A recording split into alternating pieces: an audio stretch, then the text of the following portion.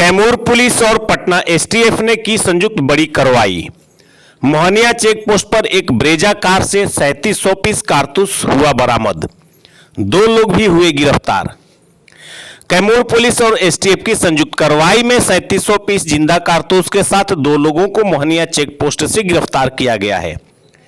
इन लोगों के द्वारा गैरकानूनी तरीके से कारतूस को बिहार के नालंदा में सप्लाई करना था।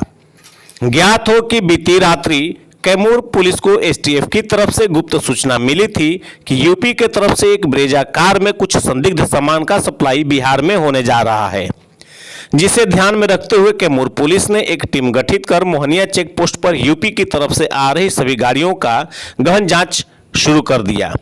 तभी ब्रेजा कार को रुकवाकर जब उसमें जांच किया गया तो उसके अंदर से भारी मात्रा में जिंदा कारतूस बरामद किया गया। गिरफ्तार दोनों तस्करों की पहचान उत्तर प्रदेश के औरैया जिला के शत्रुघ्न शर्मा उम्र करीब 38 वर्ष तथा बिहार के नालंदा जिले के कुमार अभिजीत उम्र करीब 25 वर्ष बताया जा रहा है।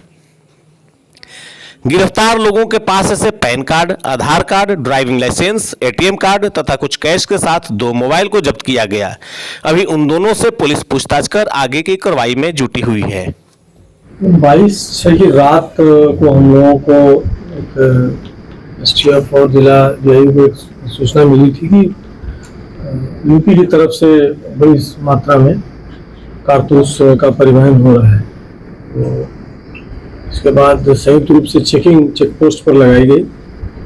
तो कल भोर में एक ब्रेजा सफ़ेद रंग की गाड़ी आ रही थी, उसको जब घेरा गया और घेरने के बाद उसका सर्च हुआ है तो उसमें 2950 कारतूस 8 mm और 750 कारतूस जो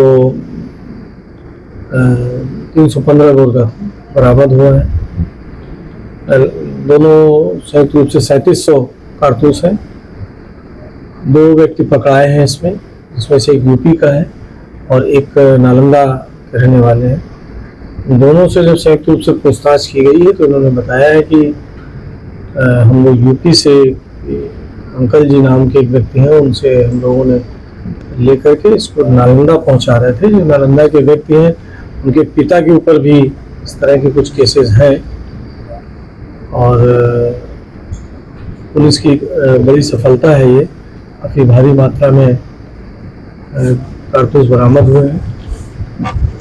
जो भी दोनों लोग पकड़े गए हैं उन पर कोई पूर्व इतिहास नहीं है, लेकिन उनमें से जो नालंदा के पकड़े गए हैं उनके संभवतः जो हमको अभी तक जानकारी मिल रही है उनके पिता के ऊपर इसी तरह का केस दर्ज है। और इनके मामले में भी हम लोग, चूँकि ये लोग बिहार के कई पूछताछ में उन्होंने बताया कि 2 जिले इन्होंने बताया जहाँ पर ये गोलियाँ बेचते थे, उन जिलों में हम लोग पता कर रहे हैं कि कोई आपराधिक इतिहास है या नहीं है। ये जो बता रहे हैं कि यूपी में कानपुर शहर है और जो ये पकड़ाया वो भी औरैया का रहने वाला है। तो इनका कहना है कि कानपुर से ही हम लोग उसको लेकर के नालंदा की तरफ जा रहे थे और इन्होंने कुछ नाम बताए हैं तो नालंदा में और पटना में, जहाँ पर इन्होंने इस गोली की डिलीवरी करनी थी। हम लोग अभी अनुसंधान इस मामले में कर रहे हैं। आपको चीज़ और बता दें कि इनकी गिरफ्तारी के बाद और इन्हीं से प्राप्त सूचना के आधार पर नालंदा में भी गोलियां बरामद हुई हैं। सभी गोलियां ले जाकर के अवैध रूप से इसको ऊंचे दाम पर बेचते थे और आप तो सर्वविदित है कि गोलियों का इस्तेमाल क्राइम में ही होगा। और अभी हम लोग को इस बात की भी चिंता है कि निकट भविष्य में विधानसभा चुनाव होने वाले हैं, इसलिए इन सब चीज़ों में, इन चीज़ों पर हम लोग कड़ाई कर रहे हैं कि इनका दुरुपयोग या ये सब चीज़ें इधर ना आने पाए।